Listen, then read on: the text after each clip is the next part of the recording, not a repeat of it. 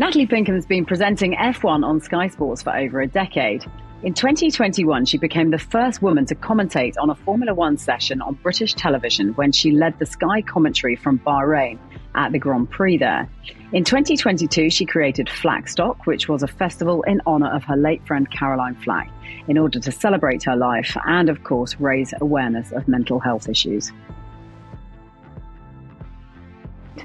So the funniest thing happened on Friday. I went to go and watch Bellatrix, who's the same age as your Willow, at a hockey match. First hockey match, right, she's ever played. And it just took me straight back. It was like a wave, and it came straight back to me. And literally, before I could stop myself, I found myself on the sidelines, not being one of those really pushy tiger mums, but taking myself right back to that moment when I was saying, "Sticks down, circle it, Queenswood," which is what we invariably had to do every Wednesday and Saturday. And it took me right back there. And I know you're going to lie about our ages and say that it was only 10 years ago, because you're really good at doing that. Well, I'm not. The truth is I'm not, because you've basically ruined me, because everyone knows we're born just a few days apart, and you've never once lied about your age, which screws me over big time. The Daily Mail and Wikipedia know the truth. You got away with it for about 5 years, and then the penny started to drop. I was only about 30 at the time. It matters now. But you've gone and blown my cover. Thanks for that. But that was... I hope Bellatrix is a bit safer with a hockey stick than you were. Bloody hell. That's like 30 years ago. But that's 30 years ago, right? Think about what we've... But then I was thinking, so then we're speaking this week, and I was thinking, so what have we done since then? Amazingly, we both got through school and university without a major catastrophe taking place to either of us. We've then got ourselves through that. We managed somehow to persuade people to employ us, which has happened. We've both worked in Formula One together, which is that's got to be a real rarity, right? That two boarding school girls from the age of 11 who've known each other end up working in the F1 paddock together years later. We both somehow persuaded people to marry us, and we've also had a couple of children. So all of that has happened since that first moment where we did Sticks Down, circle it, Queenswood. Do you know what? I was thinking about our lives, and actually there've been a lot of parallels. I still can't believe that we had daughters born very close together, just as we were. And I feel like our lives have followed a similar path. To end up working in Formula One together, having got into our careers in very different ways, I think is extraordinary. And I remember being told, you've got a job working with Sky F1. Oh yeah, and by the way, Georgie Thompson's on the team. I mean, it just blew me away. To travel the world with your best mate was just wicked, wasn't it? It was so unfortunate for everybody else on our team, though, wasn't it? Because it was just so it was just so much fun very for annoying. Us. Yeah, exactly. We probably were really. Do you know what, though? Do you know what, Georgie? Again, I was sort of reminiscing last night, thinking about it, and without getting too serious for a moment, but I think that the world of sports presentation, well, any kind of presentation, is fickle. It's kind of, there are highs and lows. There's a lot of potential obstacles along the way. And I think invariably women get pitted against each other. And I'll never forget till the day I die, a producer saying to another producer in the same car as you and I, "So who do you think's better, Georgie or Nat?" And before the other producer had the chance to reply, you intervened and you said, "Don't even try. Don't even think about pitting me against Nat, because we've got each other's backs here." And I think it's a patriarchal construct. I think it's a construct created out of a need to control, maybe, women in the industry. I think it's getting better. I don't think it's such a problem anymore. But too many women sort of fall prey to that. They fall into the trap that is, oh, I must compete against the other women around me. And actually the reality was so, so different. You have always had my back. You've always given me great advice. You've always been a friend to go to. And I've never felt that I'm directly competing with you. I've just felt lifted by you, supported by you. And I'll never forget that moment. And I'll always remember when you first told me that you were going to leave Sky F1, broke my heart because you're only there for a year. I was like, what? This can't be over. But you took me to one side. You said, I'm not going to tell anyone else yet, but I'm telling you now because I want to give you the chance to go to our bosses and say, well, look, let's just merge my role with Georgie's. Give me that opportunity. But you were the one that gave me that opportunity to do that in the first place. So thank you forever. And I love you for that forever. But it is crazy that you're absolutely right. That is a real problem that female broadcasters suffer, especially for some reason in the sports world.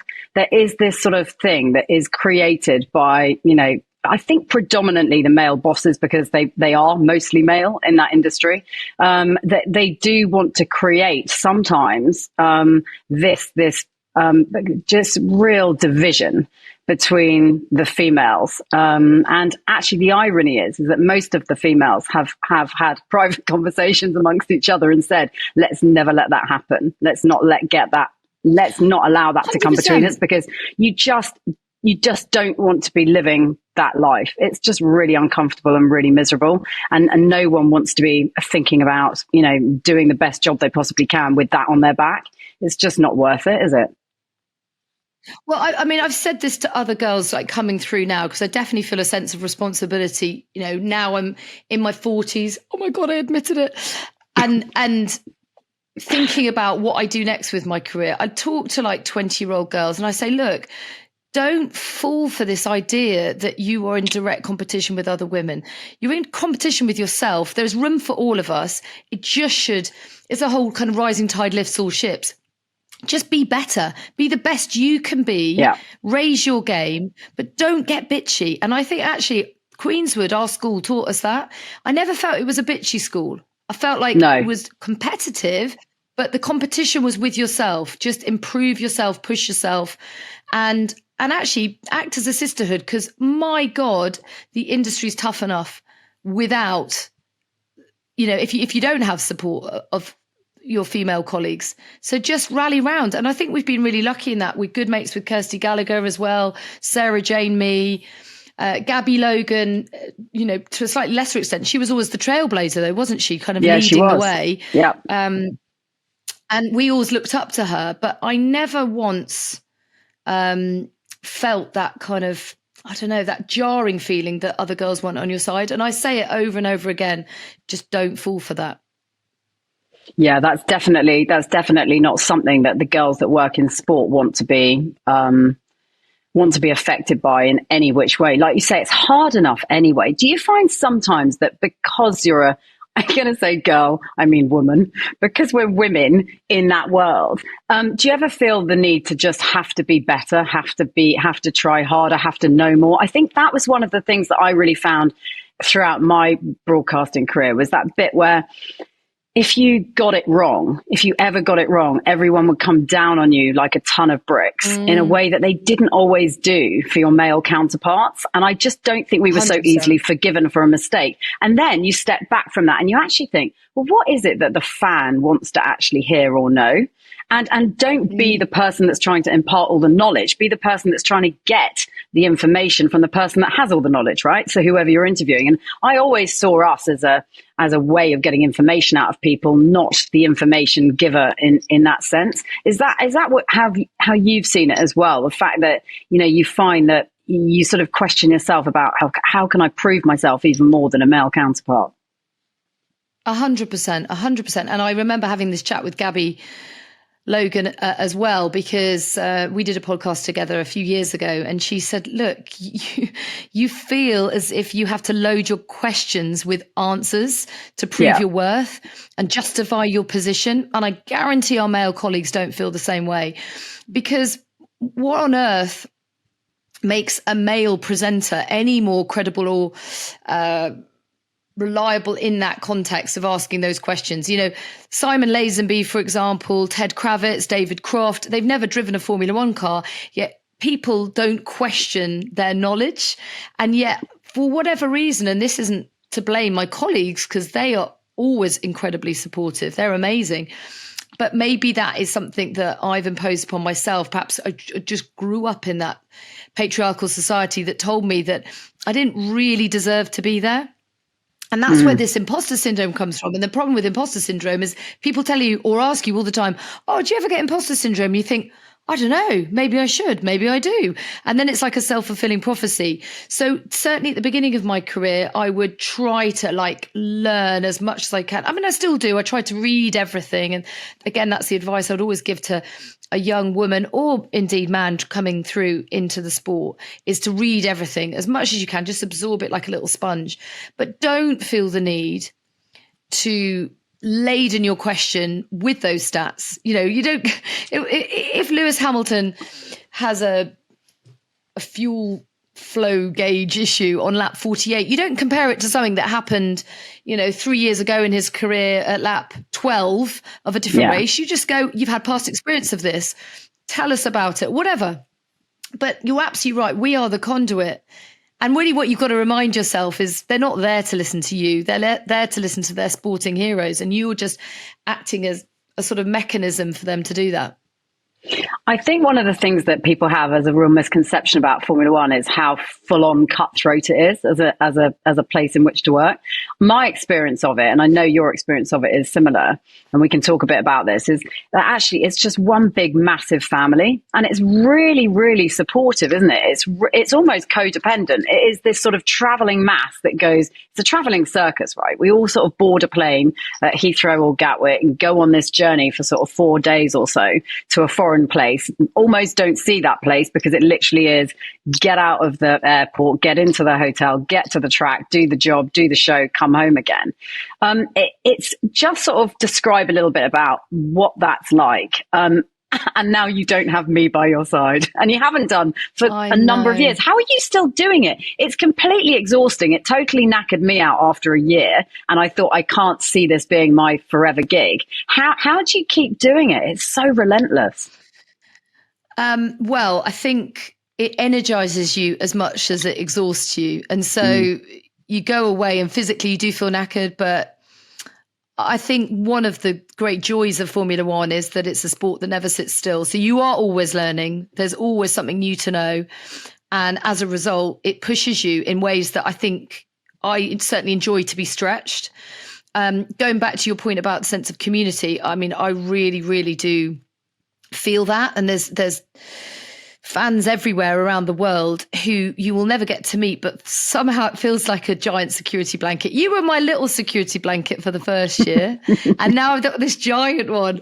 But it's so interesting because we did something recently on online hate. We'll come on to that, but it's so interesting. People ask me whether I'd ever been trolled, and bar the odd sort of heinous exception, no, because actually, even when there's been difficult moments over the last 12 years, I have felt this sense of community. You can't see it, but you can feel it somehow. And I think that is born out of the fact that we all make these lifestyle choices to work in the sport. And it does require a lot of sacrifice in terms of your partner and your kids. Everybody's got to be all in to make it work. And because of that, there's just a mutual appreciation and understanding. When you get on that plane at Heathrow, as you say, you look each other in the eye and you go, okay, it's interesting because we're doing something exciting and different. And there's two schools of thought. There's one that you think, well, we're not changing lives, we're not saving lives, we're just creating entertainment.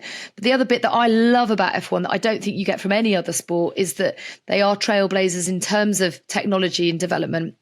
And actually, a lot of the technology that you see in Formula One, well, that you then get to see in the real world. And so baby heart rate monitors that are being used in pediatric units up and down the country started in Formula One. You saw at the beginning of the pandemic, the way Formula One rallied and were able to produce ventilators for all the hospitals. Like that makes me immensely proud. I mean, I have nothing to do with the production of that, but just to be able to be on the inside and see that working is phenomenal.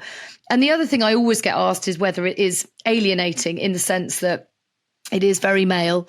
It is very white, and it is seen as elitist. Now, this is certainly changing since Liberty took over. They've made great strides, but the person that we have to give all the credit to is Lewis Hamilton, because he has just been phenomenal trailblazer in terms of making it feel much more accessible.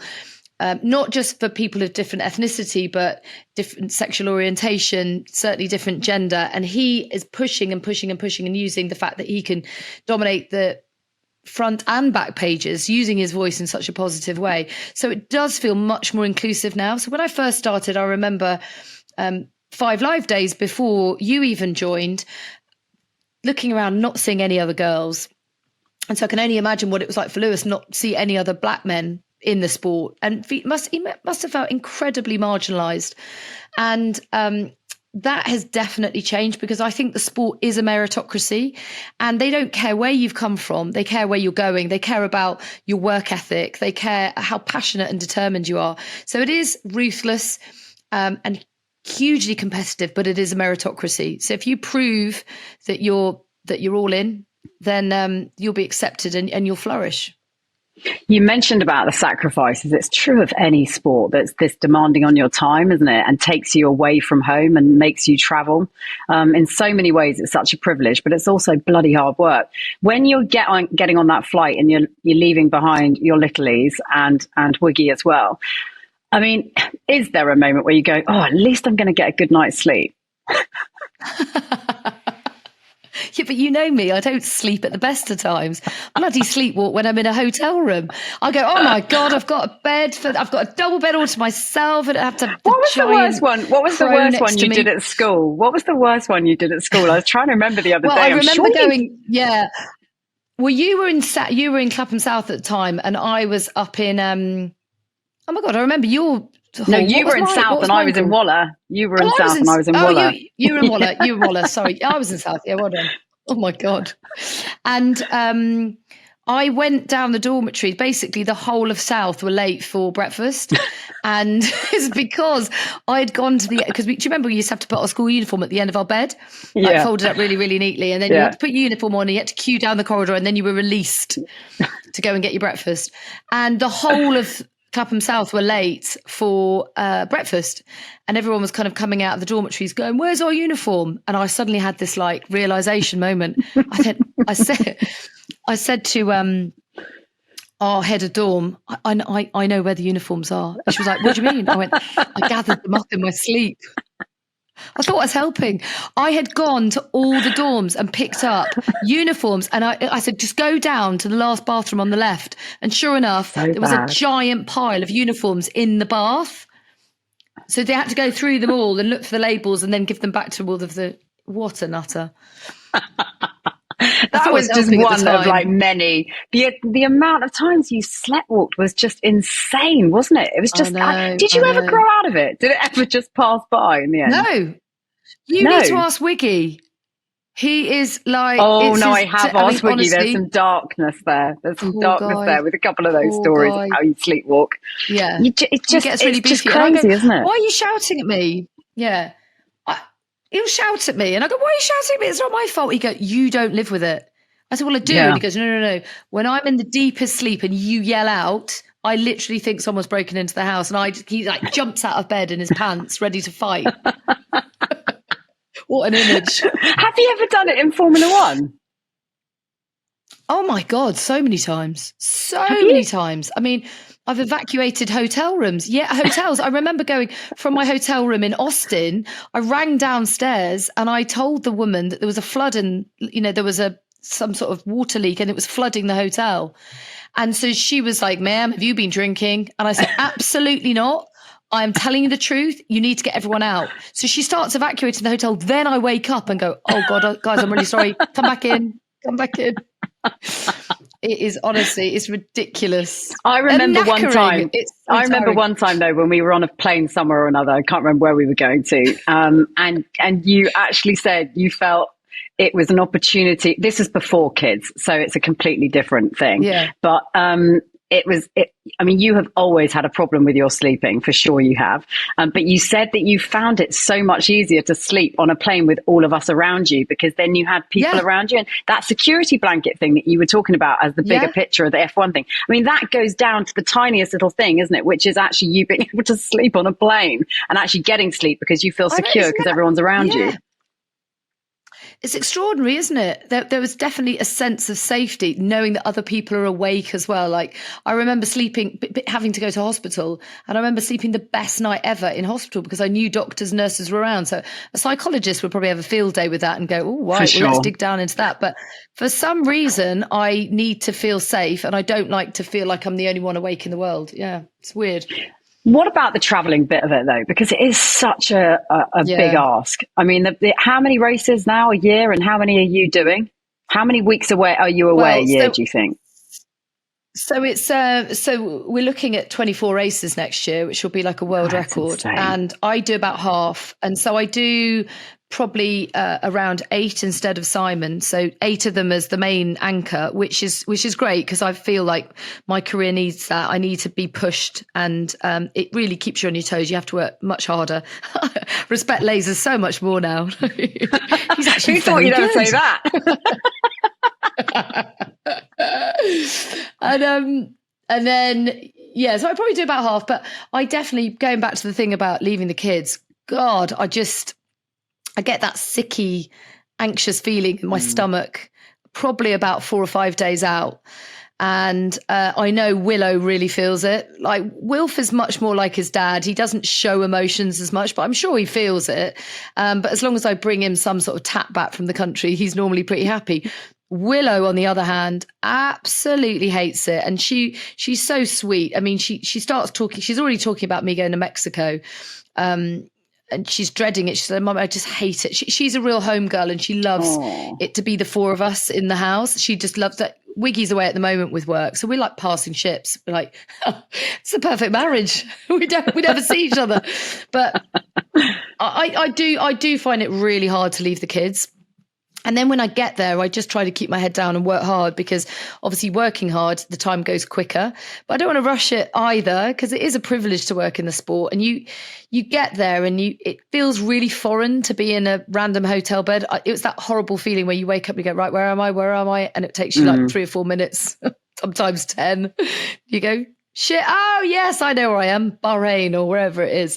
But FaceTime, thank God for FaceTime. That's definitely changed a lot. But I think the mum guilt is just always with me, and you never really feel like you're doing a good enough job for anyone. You know, am I good enough mum? Am I good enough broadcaster? You're always questioning yourself. You feel like you're dropping plates the whole time, don't you? I mean, like, only tomorrow, Willow's playing in her first netball match, and she's like, well, you're coming, aren't you? And I was like, oh my God. And it's like, there's been this monumental effort to move things around, because she wants to look from the court side and see me standing there. I mean, that's such a crucial part of growing up, isn't it? Knowing you got the support of your parents. So yeah, and we remember that. If we go back to our school days, like having them on the sidelines cheering you on in whichever, match you're taking part in matters massively, doesn't it? You remember the kids that didn't have it, and you feel terrible. You remember thinking, oh, that's awful. I wouldn't want to be in that position. So, and then the fact that you've sort of made a choice not to be there by being away with work as well somehow compounds the misery, doesn't it? It is really, I think though, you never get over this mum guilt piece. I mean, I've gone from doing what you do and traveling all over the place and not being present in that regard, to then being present, but then having to sort of go away with Ben and do bits and pieces with him and bits and pieces with my own work, and not being around the kids 24/7. I always feel, because he's away so much, probably I feel a bit like Wiggy, you've got to be the anchor, you've got to be there as much as you possibly can be, so that always they have one of you.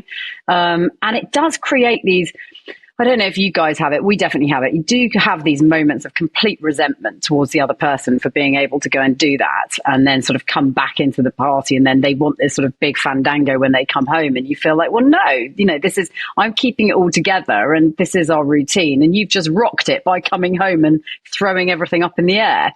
And you've got to kind of find that equilibrium between yourselves as a relationship, but also the unit that is the family unit, haven't you? And it is a constant work in progress. Yeah, definitely. And I think one of the things we're probably all guilty of, I know I am, is, instinctively, I just put the kids before everything in my heart, in my mind. I put them before Wiggy. And I know he knows that. And the thing is, what I've got to remember is I need to nurture him and our marriage because we are the foundation on which it's built. So I do have to give him time, not assume that he'll always be okay, because he's such an alpha male that he'll never admit when he's not okay. But I have to sort of take time out and remember that our marriage has to stay strong for the sake of our children. And if you neglect it, suddenly you look back and you realize how big a hole has been chipped away at if you're not constantly kind of nurturing it and monitoring it in a way. But yeah, I don't know. I have these sort of big moments in my life where I stop and I go, what the hell am I doing? Like, honestly, what am I doing? It's incredibly selfish. That's one thing that I'll always be very grateful for and respectful of Wiggy, is that he has always valued my career on the same terms as his own. So there's always been that parity. Like from the moment, like when we met, he was, well, we were both skin. I mean, we didn't have any money, but I saw a sort of determination and work ethic in him that I knew that he'd do well in life. Yeah. And he's doing brilliantly, but he's never once said, well, I'm doing this, so you've got to stay home. He's always gone, right, let's make this work. We've talked it through and then we've made it work. And sometimes I have wobbles and I say, I can't do it. I don't want to do it. And he go, no, you absolutely can. And you will. And let's just do it. You know, I'm behind you. So I think that kind of, I suppose, yeah, parity is the only word I can call it. It's an acceptance and understanding that you both matter. And that is so important to show the kids as well. I think Wiggy and I are so similar. When you just said that, you can and you will. We had this crazy moment where we were in California a couple of years ago, Ben and I, and we were on our surrogacy journey with Fox, and we were with our surrogate in the hospital. And there was this moment where, it'd taken a long, long, long time for Fox to come into the world. And there was this one moment where Ben was hiding behind the curtain and I was with our surrogate as she was about to give birth to our child. And literally there's this one moment where Ben can just hear me. She's going, I can't do it. I can't do it. And Ben said, I just heard this booming voice from out of nowhere, which is obviously like little you going, you can and you will. And then in the next push she did. That was you. Said, honestly, I was wetting myself laughing, just thinking, of course, it's like this inner sort of determination. It will happen. It will happen. Come Georgie, on. That sums you up. Like, you have always had such a can-do attitude, and you've always been so resourceful. Like, whatever life has thrown at you. And I don't know if that's our schooling or our parenting or probably a combination of both. But yes, there is no substitute for hard work. And you can achieve anything if you put your mind to it. And yes, we've certainly had privileged lives and we've been given opportunities that a lot haven't. But I hope that one thing that we have taught our kids is that if you get out there and work hard enough, you can achieve anything. I don't take anything for granted. Like, honestly, when I think about some of my mum's clients and the miserable lives that they have, and just surviving is a massive challenge. So I know that we've been very lucky, but I think that's probably why I say yes to everything. I'm so scared of not doing and achieving something every day of my bloody life that I say yes to everything, and then I'm just knackered. But something gets me up the next morning to do it all over again. And it's not hard work; it's a genuine privilege. Yeah. Well, with the Formula One thing, though, because it is so relentless and it's so full on, have you ever just gone? I mean, I did. I went to that place where it's like, this is too much. This is too much for me. I can't make this work moving forward. I couldn't make it work with Ben in my life, that's for sure, because of his gigs. Yeah. But what about from your perspective? Have you ever just gone, this is just too full on. This is too relentless. I can't see me doing this for very much longer? Or has it always been this sort of thing where they're going to have to carry you out? Yeah, probably. I had a moment at the beginning of this year, actually, and I haven't ever sort of publicly mentioned this. I mean, not that it's huge to anyone else, but it was kind of huge for me in the moment. I was having quite a stressful time. in my private life, family stuff. I'd never told anyone that my dad had been diagnosed with dementia, and he has been getting progressively worse, which is just horrible to see. But there was also lots of quite stressful things going on with myself and Wiggy with our careers, and all sorts of stuff was going on. And I was getting more and more stressed, and Wiggy could see it in me. I think also I'd taken on Flackstock, which is this festival that I'd created in memory of our friend Caroline Flack. And I'd taken a bit of a look into the world of mental health. And I'd realized that we could talk for an hour on that, the things that I've learned about mental health and this giant epidemic that we're sort of plunging into. I find it astonishing, the crisis that we're in this country, well, globally as well, in terms of mental health. And I realized actually I was neglecting my own, because I was trying to do too much all the time. I was trying to be there for everyone. And then I ended up in hospital, and they'd found these weird sort of nodules in my stomach, my bladder, bowel, intestine. And obviously I thought, oh my God, it's cancer. They removed 9 of them, and they sent them off for testing, and they were like, it's not cancer, which obviously was a massive relief, because you have like 2 weeks where you think, shit, that's it, I'm dying. And you have this moment where you think, I have to survive for my children. That is all that matters. And then I was in the hospital. No, sorry, I was allowed to come home. And so this is before I knew the results of the tests. And Wiggy had taken Wilf to the doctors because he'd had backache. And it feels so weird saying it now, because it obviously was really emotional. Yeah, but I know. Wilf had a scan, and the doctor said he's fractured his back. God. And I was still too poorly to go to the consultant with them, so I was doing this on FaceTime, and I sort of let out this visceral scream. I was like, "What?" And they said, yeah, he's got a bilateral stress fracture of his L5. And basically what that meant was How the hell had he done that then? Well, they think that what it was that his body was trying to grow. He was having like a growth spurt, but he was playing so much sport that he'd put his lower back under too much pressure. And by sport, I mean, he was playing football every day. And Wiggy started crying. I mean, I'd not seen Wiggy cry in 15 years. I saw him well up once when after we had Wilf, because it was a scary birth. But that's it. I'd seen him cry once in our whole married life, and he was just crying in the middle of this thing, because he was like, "What the hell does that mean for our boy?" And Wilf, like, sport is everything to him. Like, that's all he ever does. And they basically said no sport basically for a year. You've got to try and stop him doing sport for a year. And Wilf's little face, I just remember thinking, oh Christ, this is the biggest sort of challenge, really. So I was trying to get better from this stomach surgery, and I was trying to support Wilf. And I just thought, what am I doing? I can't go off and do another Formula One season. I need to be here for my family. My dad's getting worse with dementia. You feel sort of crushed sometimes in the middle, don't you? When you've got the older generation looking down on you. And I know that you in this position with your mum. Obviously, Wiggy's parents both had cancer. They both still have cancer now. They're both managing it. And then I felt this pressure from below, and suddenly thinking, oh my God, I can't do it. I can't be there for everyone. And all I wanted was to make my little boy better, because I knew how much playing sport means to him. Yeah, we learned so much about Wilf over the last 9 months in terms of his resilience. For an 8-year-old boy, he said, okay, well, what can I do?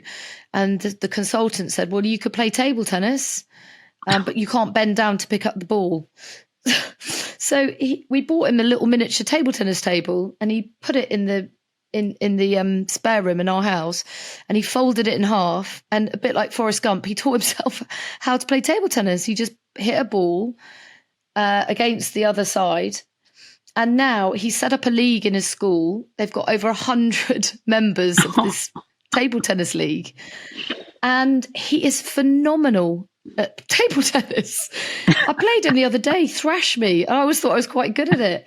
But I've loved the way he's adapted. Oh, so yeah, yes, for it's sure. been fucking hard, but he's taught himself something. And also, he did say to me again, and this goes back to the mental health side of it, it's all sort of interlinked, is that he said to me, the thing is, Mummy, when I'm angry, I kick a football and that makes me feel better. And now I can't kick a football. So what happens to that anger? Aged 8. And I thought, oh my God, that's so emotionally intelligent to say something like that, you know? And I welled up at him saying it and I went, I totally get it. I totally get it. Because the first thing Wiggy does when he feels stressed, which is pretty much every day because he's got a lot on his plate, is he goes and trains in the garden like 6, 7 in the morning. And then mentally he can face the day. That's his therapy, is that he trains. And I realised Wilf is so similar to his dad in that respect. So I said, look, I promise I will find things that you can do. Anyway, he's starting to try and do a little bit of sport again. But I'm just, and are you nervous? nervous? In cotton wool. Yeah, I was going to say, because what that does to you is it just makes you terrified about what the next bit looks like. Or like you say, if he's in a football match and someone tackles him or something, like, you know, it's just like you say, it's trying desperately not to wrap them up in cotton wool. It's funny, someone said to me the other day, I mean, that's really painful, Nats, to go on that journey. And someone said to me the other day about Bellatrix, do you think you're more sort of on it with her in terms of just constant, I just say the whole time, I spend my life saying to both Bellatrix and Fox, be careful, be careful. It's like the 2 words that most often come out of my mouth where they're concerned. Gosh, and every time I say it, I say, stop saying it. I try and tell myself to stop saying it so that I don't create these 2 completely neurotic, panicking children. But someone said to me the other day, do you think it's because they're IVF kids and you wanted them so much that you're sort of like constantly, desperately trying to protect them? I don't know what it is, but you know, you do have that extra layer of just constantly wanting to wrap them in cotton wool because you know how hard they were to come by. But with Wilf, it's interesting isn't it, with exercise? That's an interesting point. Yeah. No, I was just going to say about that with you, Bellatrix and Fox. I think I wouldn't worry too much because I think that they'll follow your example more than anything. And you're such a go-getter, like and you work hard and you're constantly curious and exploring. And they will, that sort of, I don't know, that's in their DNA. And that's also, they're seeing it and they're acting out what they're seeing in life with you and Ben. So I wouldn't worry because they don't listen to what we say anyway. So but exercise, you make that point about Wilf and exercise and Wiggy and exercise, and I see it so much with Ben, and I need to do more exercise. It's that release of those endorphins which make you feel so much better, and if you don't do it, you really feel the lack of it. And if you do it, you really feel the benefit of it. And the decisions you make as a result of just doing something, a little, whatever it might be every day, make such a big difference, don't they? To your mental health. We talked about 100%. Mental health briefly, and we can talk about that more now. It's kind of the difference that exercise makes to your mental health, I think, is incredible, especially as you get older. Like, astonishing. A quick shout out to Gary Lewin, who you may remember was the physio for England and Arsenal. Yeah. And Robbie Keane had put me in touch with it because I just rang anyone I knew when Wilf had this diagnosis. I was just sobbing. I was feeling like a physically low ebb myself. And I was just, you know, thinking about my own mortality. I was just, you know, you're suddenly questioning everything and you're thinking, what could I have done differently? And Gary Lewin is just the kindest man I've ever met. And I just really needed him at that moment. And he just sort of wrapped his arms around me and Wilf and was just amazing. He really was. I remember I've been taking him up to the Arsenal training ground to get physio, which makes me laugh because he was wearing full Brentford kit for the first appointment. I said, Wilf, you might want to change your kit. But anyway, Gary said to me, and this is, I think, really important for any of your listeners who've got young kids, is he said, look, it's a basic but really important rule. And it's kind of counterintuitive, but basically children's bodies can only really cope with the hours per week commensurate to their age. So if you're 7, only do 7 hours a week, 8 hours a week. Don't put the body under too much pressure because it's trying to grow. It's already doing so much. When they sleep, they grow. And really, Wilf was probably doing double that. Yeah. He's got a touch of the Johnny Wilkinson about him. He would just go into the garden until it was dark, kicking and kicking and kicking and kicking. Yeah. I'd be like, Wilf, it's bedtime. He'd be like, no. Incredible tenacity and determination and concentration, but it wasn't good for his body, and we didn't know that. So we'd take him on a Sunday morning to play in the league, and then on the Monday he'd play for a school, and on the Tuesday he'd play for another club. He'd do back-to-back games on a Sunday. He was playing so much football.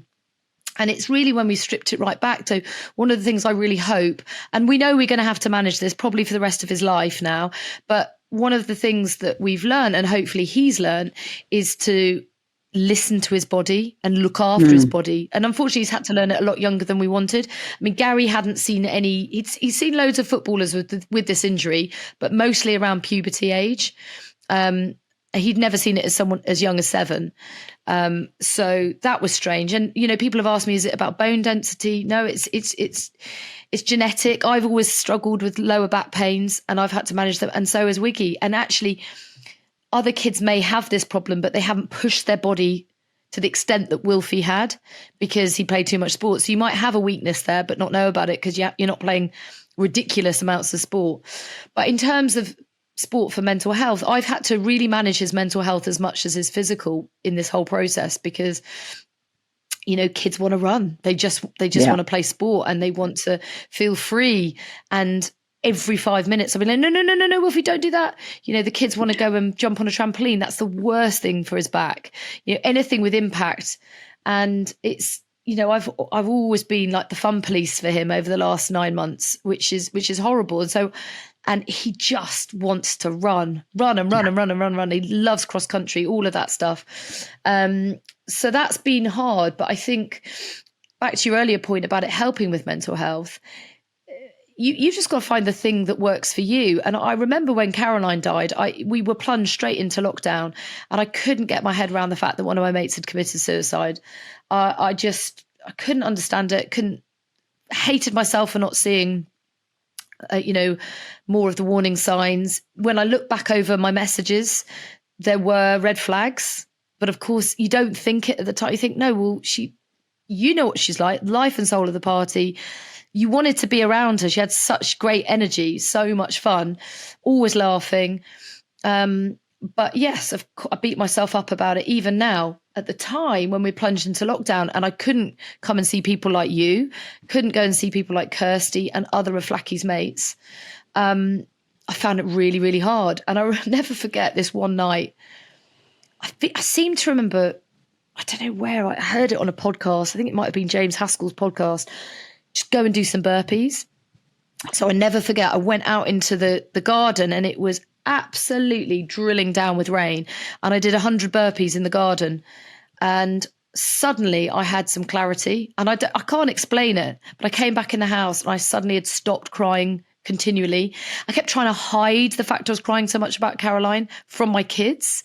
And I remember talking to someone, they said, it's fine. Let them see you cry. It's actually very important for them to see you cry for various reasons. One, that they know crying's okay and it's quite healthy to cry. Secondly, they see you gather yourself and push on through, and that they see you therefore as a bit of a superhero, that you're able to do that. And thirdly, they comfort you, and with their comfort, you stop crying. So you empower them in that moment. It was actually Julia Samuel who told me that, therapist who helped me when Caroline died. And so the combination of that and exercise is what got me through it. And what's come as a result of all of that, and out of the tragedy of Flack dying, is this amazing Flackstock that you've created is with Dawna Porter, isn't it? The two of you have sort of done it together.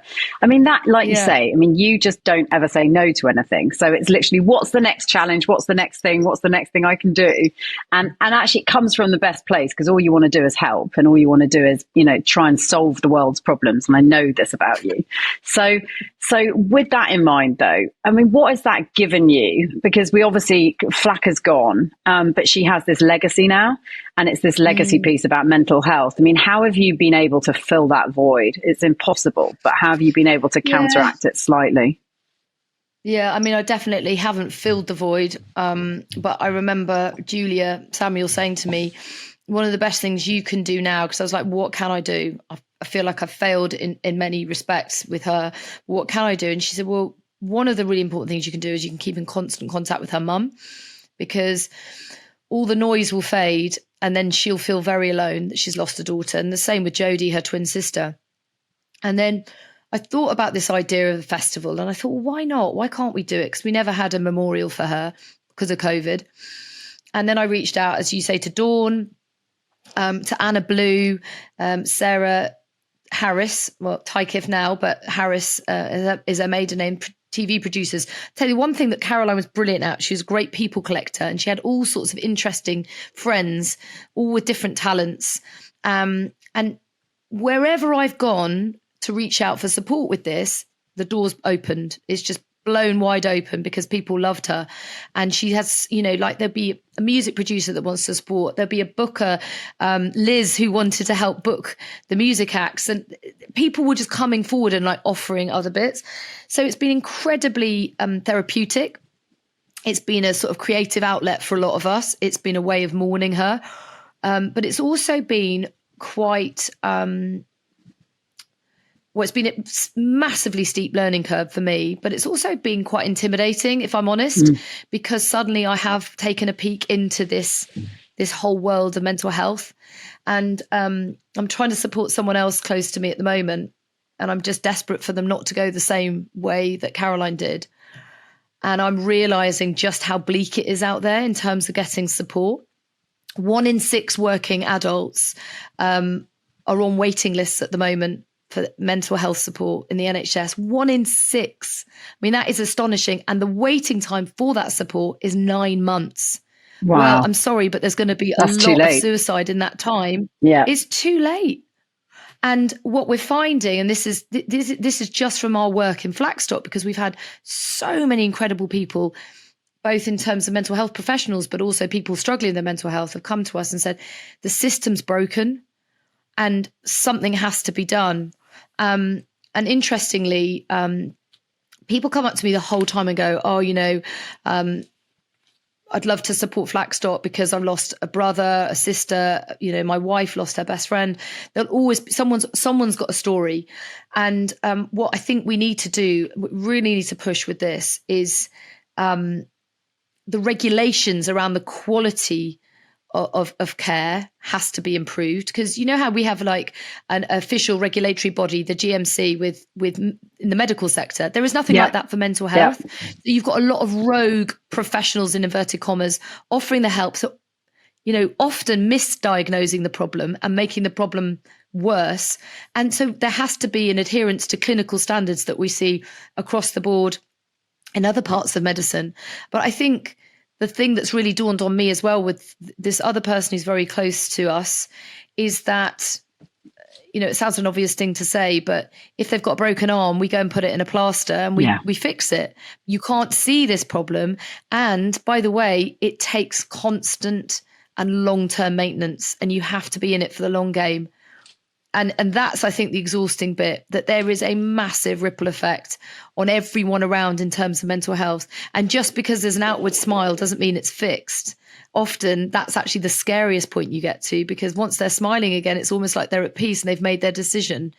That can often be the time when you need to be on red alert. But I feel, sorry. It's true. I mean, we had the most awful thing happen at Bellatrix's last school back in, at the end of term, so beginning of July time. And it was just appalling. It was the school in Wimbledon, which was affected by the car that went through the fence, and horrific. Two girls died, and there were other injuries. And it was obviously, the ripple effect of it was really hugely felt. And one of the things that was especially felt was that the people in the immediate aftermath did actually seek quite a lot of help, and were given also a lot of help in order to, mend mentally from what they had seen, which obviously you can't unsee. But then there were probably a ton of people outside of that immediate circle who probably didn't seek help or weren't necessarily offered it because they weren't in the immediate aftermath of what was going on, or they weren't privy to that, the event itself, but definitely felt the effects of it. And it's those people that you also worry about. I mean, for about 4 weeks afterwards, whenever Bellatrix heard a siren, she would be really visibly shaken by it.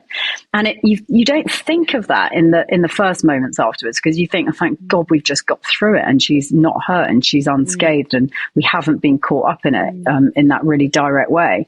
But actually, the other bits come out later, and you've just got to keep an eye on it. Especially with kids, you've 100%. Just got to keep a little eye on it, because PTSD, it doesn't always show itself right then and there. It could be months later that these kids start saying things that make you think, where's that come from? And then of course, you remember that there is a natural place of, the source is the incident. Georgie, you're spot on. PTSD is something that you have to address straight away.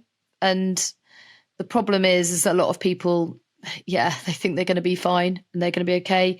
But look, we're all human and we're all going to suffer at various points. And I think this is the thing, we just have to get certain things as standard within every company. I mean, if you think about it, I remember first addressing it with Red Bull. So you remember when Red Bull got accused of the breaching the cost cap last year? Yeah. And I was chatting to Amanda Newey, Adrian Newey's wife, and she was saying that kids in the playground were getting bullied because they were being told that their daddies were cheats.